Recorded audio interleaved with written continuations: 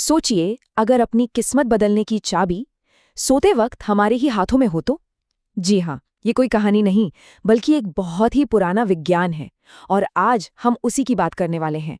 सोने से ठीक पहले के वो कुछ जादुई पल, जिनमें सब कुछ बदल देने की ताकत छिपी है। तो चलिए सबसे पहले एक ऐसी फीलिंग की बात करते हैं जिसे शायद हम सब ने कभी ना कभी महसूस किया है। वो फंसा हुआ महसूस करना। जब लगता है कि हम अपनी पूरी जान लगा रहे हैं, दिन रात एक कर रहे हैं, लेकिन पहुंच कहीं नहीं रहे।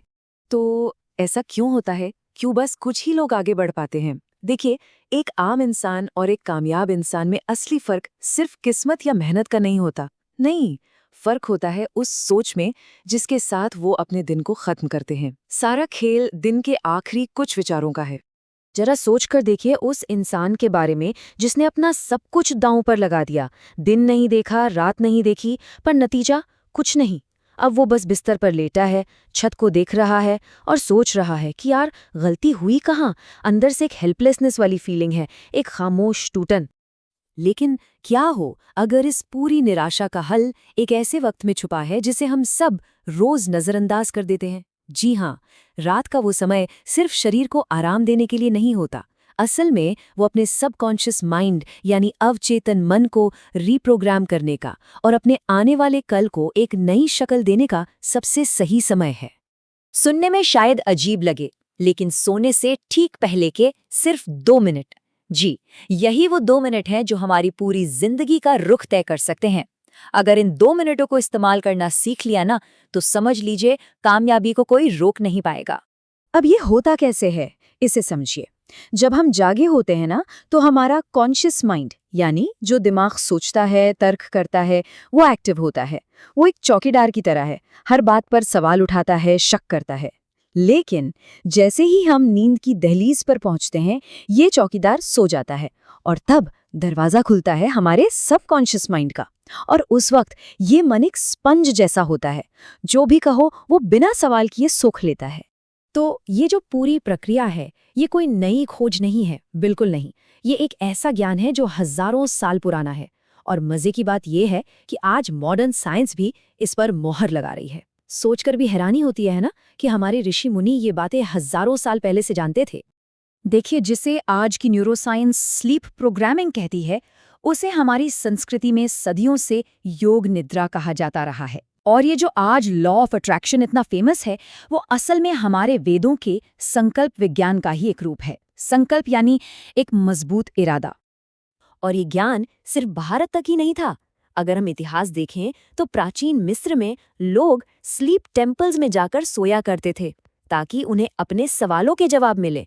प्राचीन ग्रीस में भी दार्शनिक यही करते थे। और तो और थॉमस एडिसन जैसे महान वैज्ञानिक भी इसी शक्ति का इस्तेमाल करते थे। एडिसन का तो एक बड़ा मजेदार किस्सा है। वो क्या करते थे कि एक हाथ में स्टील की गेंद पकड़कर कुर्सी पर झपकी लेते थे। अब जैसे ही वो गहरी नींद में जाने वाले होते, हाथ ढीला पड़ता, गेंद नीचे गिरती और उसकी आवाज से वो जाग जाते। बस ठीक उसी पल में, जागने और सोने के बीच की उस धुंधली सी दुनिया में, उन्हें अपने इन्वेंशंस के लिए ऐसे ऐसे आइडियाज आते थे जो उनका जागा हुआ दिमाग कभी सोच भी नहीं सकता था। तो अब आते हैं मुद्दे की बात पर।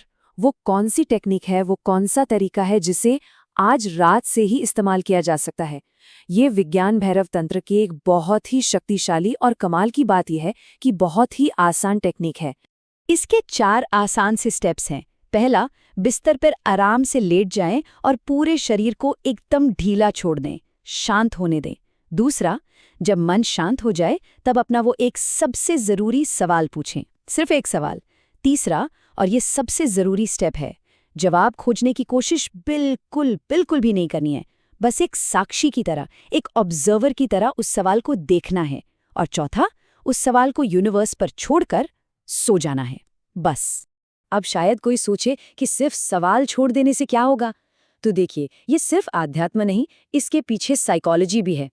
एक ज़िगार्निक इफेक्ट नाम की चीज होती है। ये कहती है कि हमारा दिमाग ना अधूरे कामों या सवालों को पकड़ कर रखता है। तो जब हम एक सवाल पूछकर उसे अधूरा छोड़ देते हैं, तो हमारा सबकॉन्शियस माइंड पूरी रात उस पर काम करता रहता है, नए नए रास्ते ढूंढता है। लेकिन ठहरिए, इस पूरी टेक्निक की एक मास्टर चाबी है, एक ऐसी चीज जिसके बिना ये काम नहीं करेगी। हमारे उपनिषदों में एक बात कही गई है, भावो ही विद्यते देवः। इसका मतलब है असली शक्ति भाव में है, फीलिंग में है। अगर सवाल पूछते वक्त मन में जरा सा भी डाउट है, जरा सा भी डर है, तो यूनिवर्स को एक कंफ्यूज्ड सिग्नल जाएगा। सवाल पूरे भरोसे के साथ पूछना है, ठीक वैसे जैसे एक बच्चा अपनी माँ से कुछ मांगता है, उसे पूरा यकीन होता है कि उसे वो मिलेगा। इसे ऐसे समझिए, हर रात हमारे पास एक चॉइस होती है, या तो हम चिंता की प्रैक्टिस करके सोएं या कामयाबी की प्रैक्टिस करके। अगर हम डर और परेशानी के साथ सोएंगे तो हमारा पूरा नर्वस सिस्टम 8 घंटे तक उसी डर को प्रैक्टिस करेगा, और अगर हम विश्वास और समाधान की फीलिंग्स के साथ सोएंगे तो हम 8 घंटे तक सफलता को प्रैक्टिस करेंगे। चॉइस हमारी है। तो ये जो ज्ञान है, ये वही चाबी है जिससे किस्मत के बंद ताले खोले जा सकते हैं। दुनिया के बड़े से बड़े एम्पायर एक विजन से शुरू हुए थे, और वो विजन अक्सर नींद और जागने के बीच के उन्हीं कुछ पलों में मिला था। एक बात याद रखनी होगी, ये कोई एक रात का जादू नहीं है, ये एक अभ्यास है, एक साधना है जिसे रोज करना पड़ता है, धैर्य और पूरे विश्वास के साथ।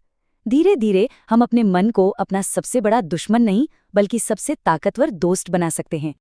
देखिए, हमारा मन एक सुपर कंप्यूटर जैसा है, बस इसे सही प्रोग्रामिंग की जरूरत है, और सोने से पहले के ये चंद मिनट हमारी पूरी डेस्टिनी को रीप्रोग्राम करने की ताकत रखते हैं। ये यूनिवर्स का एक नियम है, और यूनिवर्स अपने नियम कभी नहीं तोड़ता।